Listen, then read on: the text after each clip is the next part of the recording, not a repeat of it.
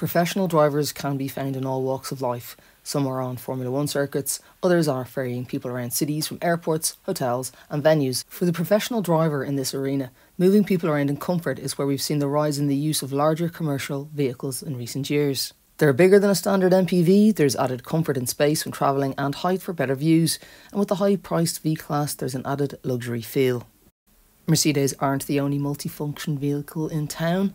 Rivals include the Ford Tourneo Custom, which is priced around €75,000, and the VW Multivan PHEV, which is around €62,000, neither of which can match the luxury feel of the Mercedes.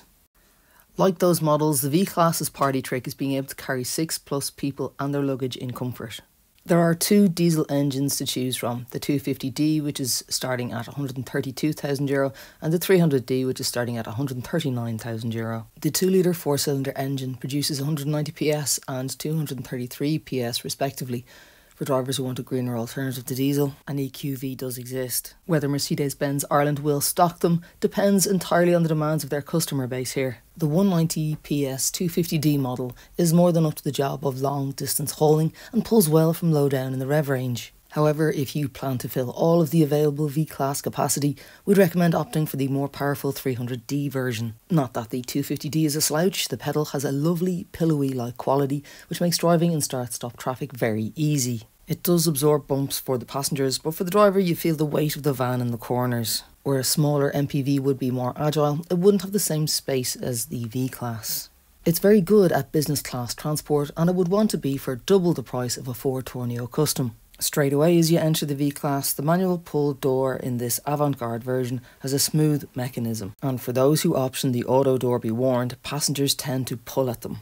Straight away it looks and feels high-end inside with the use of luxury materials throughout. The V-Class gets the latest version of Mercedes MBUX infotainment system. There are two 12-inch screens, one for the driver's digital information and the other for the infotainment. It will be familiar to any user of a modern Mercedes.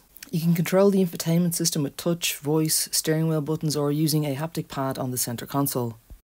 The V-Class driver's seat is set quite high and offers an excellent view of the road ahead.